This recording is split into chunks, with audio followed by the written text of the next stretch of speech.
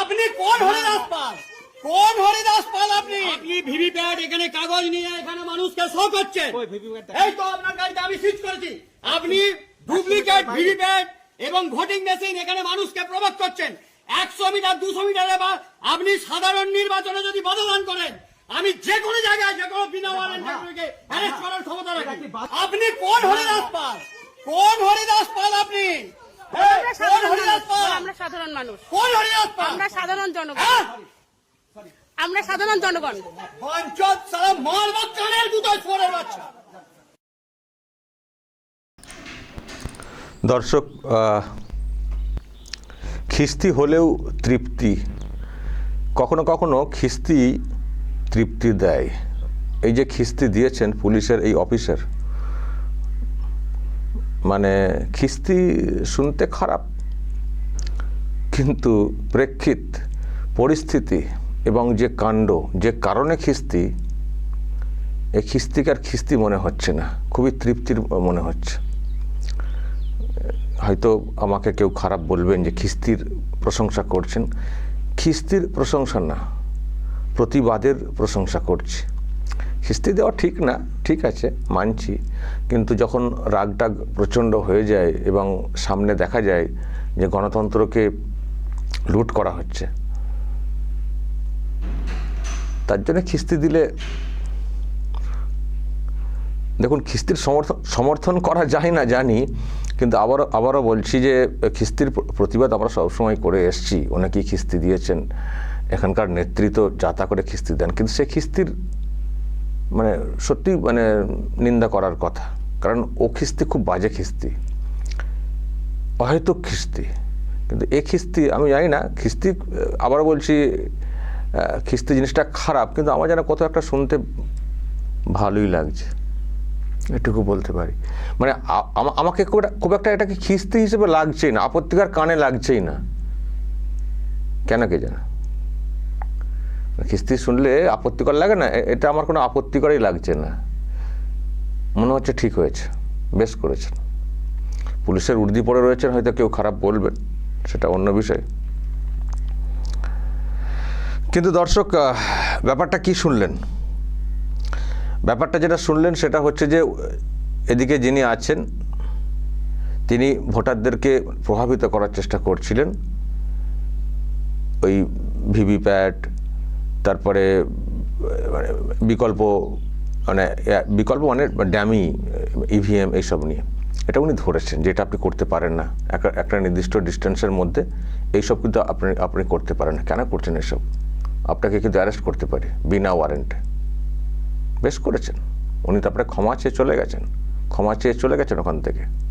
বুঝেছেন যে হাওয়া খারাপ, বুঝেছেন যে দিদির এই পুলিশ আর সেই দিদির পুলিশ নেই, তাই কেটে পড়েছেন। পুলিশ এবার খুব অ্যাক্টিভ ছিল, এবারের ভোটে পুলিশ ভীষণই অ্যাক্টিভ ছিল, এটা বলতে কোনো দ্বিধা নেই। এমনকি দিদিরও আক্ষেপ প্রকাশ করতে শুনেছি যে আমাদের পুলিশ আমাদেরই কথা শুনছে না।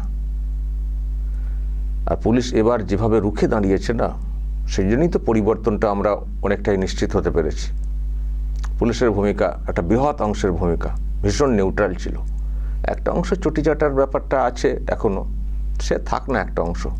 বাকি অংশ যারা নিচের স্তরে কাজ করেছেন, তারা যেভাবে কাজ করেছেন তার জন্যই মানুষ কিন্তু সাহস পেয়েছেন। অন্যান্যবার পুলিশকে দিয়ে যেভাবে বিরোধী সব লোকজন যারা এজেন্ট হতে পারেন, বুথে তদারকি করতে পারেন দলের হয়ে, তাদেরকে গ্রেপ্তার করানো হয়েছিল অন্যান্যবার। এবার সেটা হয়নি।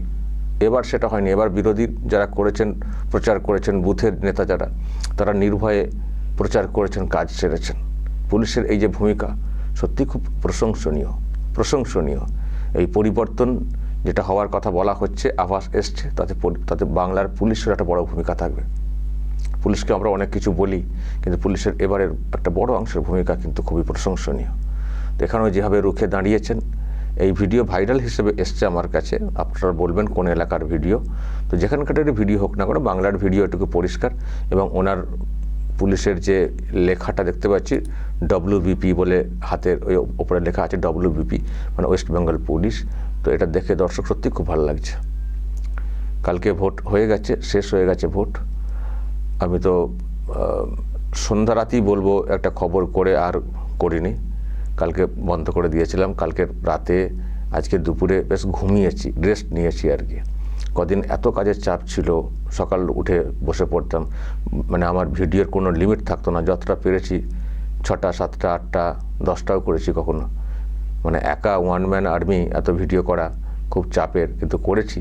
যে ভিডিওগুলো করলে সুবিধা হবে, মানুষকে আরও বেশি পরিবর্তনমুখী করা যাবে সেগুলো করেছি সময়ে সময়ে। যেগুলো অ্যালার্ট করা সেগুলো করার চেষ্টা করেছি। তো প্রচণ্ড চাপ ছিল, ঘুমিয়েছি কাল থেকে। অনেকে দেখছি আপনারা লিখছেন আমাকে হোয়াটসঅ্যাপে, আমি সকাল থেকে দেখছি, এই বেলায় দেখছি। আমি সকালে আজকে কোনো খবরই দেখিনি, মানে এত খবরে ছিলাম। আমিও তো মানুষ, সুতরাং আজ মানে কালকের ওই যে বন্ধ করেছে আর খবরই দেখিনি। দেখছি প্রচুর জন আপনারা সব লিঙ্ক পাঠিয়েছেন, নানান সব ভিডিও ইত্যাদি। আবার আমি কোনো সাড়া দিনই বলে অনেকে লিখেছেন, কি হলো দাদা, টেনশনে আছি, আপনার কোনো সমস্যা হলো কি না, কেন ভিডিও পাচ্ছি না। আমি তো ভিডিও মানে আত্মীয় বাড়িতে গেলেও ভিডিও করি, মানে আমি কোনো দিন আমার ঈদের দিনে একবার বন্ধ রাখি, বাদবাকি দেখবেন আমার কোনো খবর বন্ধ নেই, করে যায় টানা। তো এবার কেন হঠাৎ অফ, কালকে বলেও দিইনি যে একটু রেস্ট নেব, ফলে আপনাদের মধ্যে একটা উৎকণ্ঠা উদ্বেগ ছিল যা দেখতে পাচ্ছি। তো সেই জন্য আমাকে জানতে চেয়েছেন যে কী হলো। তো এই কিছুই হয়নি, জাস্ট রেস্ট নিচ্ছিলাম। এই কদিন একটু কম টম করবো, তবে হ্যাঁ যে খবরগুলো করা দরকার সেগুলো অবশ্যই করব। তো এই হচ্ছে ব্যাপার। তো পুলিশের এই ভিডিও এসছে, আমার মনে হলো একটু দেখাই, পুলিশ যখন এতটা উদ্যোগ নিয়ে কাজ করেছে, পুলিশের একটা অংশ।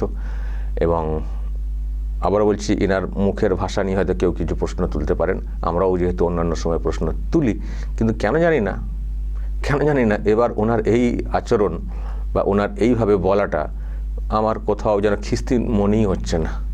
মনে হচ্ছে ঠিকই আছে, অমৃত বাণী। কখনো কখনো মনে হয় আর যে খিস্তি লাগে না, মানে খিস্তি যে কখনো কখনো তৃপ্তির হতে পারে, এই ভিডিও দেখে কোথাও ফিল করছি। দর্শক বলবেন আপনারা, যদি কিছু বলার থাকে অবশ্যই বলবেন এবং নজর রাখবেন আরামবাগ টিভিতে।